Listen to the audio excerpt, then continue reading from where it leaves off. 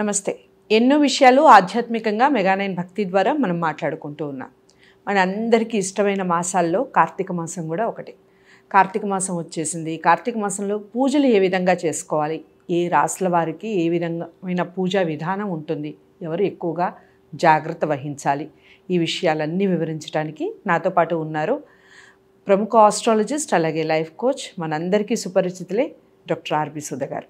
తనని అడిగి కార్తీక మాసానికి సంబంధించిన పూర్తి వివరాలు తెలుసుకునే ప్రయత్నం చేద్దాం. వీడియోస్ ఎక్కడా స్కిప్ చేయకండి. ఏదైనా డౌట్స్ ఉన్నా లేదా మీకు ఇంకేమైనా సమాచారం కావాలి ఆధ్యాత్మికంగా కానీ లేదా జాతకపరంగా కానీ లైఫ్కి సంబంధించిన ఎటువంటి సమస్యలకి సంబంధించైనా కానీ కావాలి అనుకుంటే స్క్రీన్ మీద కనపడే నెంబర్కి కాల్ చేయండి. మేడం అపాయింట్మెంట్ మీకు లభిస్తుంది. నమస్తే మేడం. నమస్కారం మేడం, ఇంకొక విషయం చెప్పండి.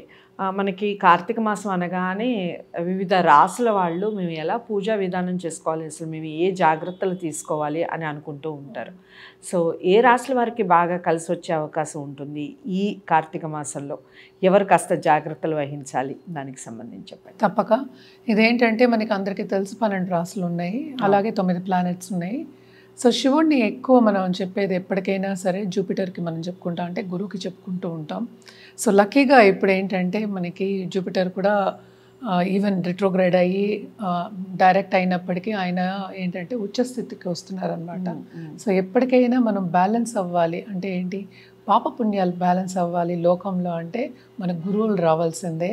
అంటే ఎవరన్నా చెప్పేవాళ్ళు, అంటే మంచి చెప్పేవాళ్ళు రావాల్సిన, మంచి బోధించేవాళ్ళు. అంటే ఏంటి చాలామంది ఉన్నారు బోధించేవాళ్ళు, కానీ మనకి మనసుకు తట్టుకోవాలి కదా. సో అంటే మనకి మైండ్కి వెళ్ళేటట్టు చెప్పాలి, అర్థమయ్యేటట్టు చెప్పాలి, సో లోపలికి వెళ్ళేటట్టు చెప్పాలి. అదే గురు ట్రాన్స్ఫర్ ఆఫ్ ఎనర్జీ అని చెప్తూ ఉంటాం. అలాగే శివుణ్ణి చూసామంటే కూడా దక్షిణామూర్తి స్వరూపం కూడా ఉన్నారు, అలాగే వటుక భైరవ కూడా ఉన్నారు. వటుక భైరవ అంటే బాలశివుడు, అలాగే సదాశివుడు ఉన్నారు, అలాగే పరాశివుడు కూడా ఉన్నారు. సో ఇంతమంది ఉన్నారనమాట. సో ఇప్పుడు మనం ఫస్ట్ 3 రాసుల గురించి మాట్లాడదాం. అంటే ఏంటి, మేషం, వృషభం, అలాగే మిథునం. సో వీళ్ళకి తప్పక ఏంటంటే వృషభ రాశి వాళ్ళకి ఈ నెలంతా బాగుంది. మనకు తెలుసు కార్తీక మాసం అనేది ఒక మాసం 30 రోజులు 31 రోజులు మ్యాక్స్. మనకి ఎప్పటికైనా అమావాస్య తర్వాత వస్తుంది కదా. సో ఇది జరిగినప్పుడు మనం చూసాము అంటే శని ఏంటంటే ఇప్పుడు ప్రస్తుతం రిట్రోగ్రేషన్లో ఉన్నప్పటికీ ఆయన ఏంటంటే మనకి మీనంలో ఉన్నారు.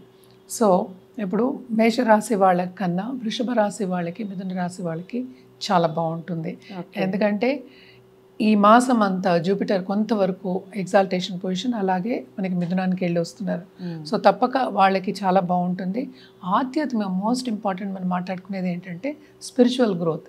సో తప్పక వీళ్ళు ఏంటంటే శుభకార్యాల్లో పాల్గొంటారు, ఇచ్చిపుచ్చుకోవడం అనేది జరుగుతుంది.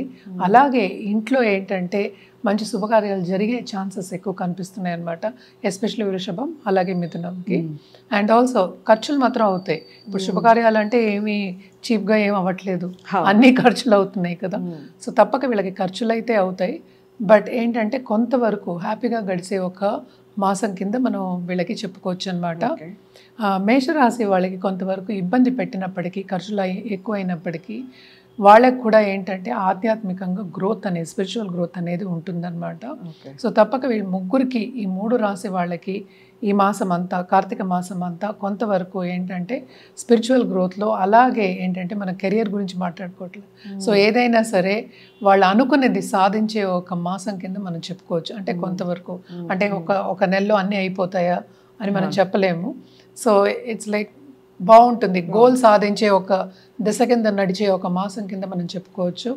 వీళ్ళు కూడా ఏంటంటే శివుణ్ణి కొలవడం అనేది వెరీ వెరీ మనం చెప్పుకుంటున్నాం, కార్తీక మాసం ఇంపార్టెంట్. అలాగే ఏంటంటే వీళ్ళకి బంధుమిత్రుల కలయిక ఉంటుంది, అలాగే విందు వినోదాల్లో పాల్గొనడం, అండ్ ఏంటంటే ఆధ్యాత్మికంగా ఒక ధర్మక్షేత్రం సందర్శించడం, ట్రావెలింగ్ అనేది తప్పక ఉంటుంది.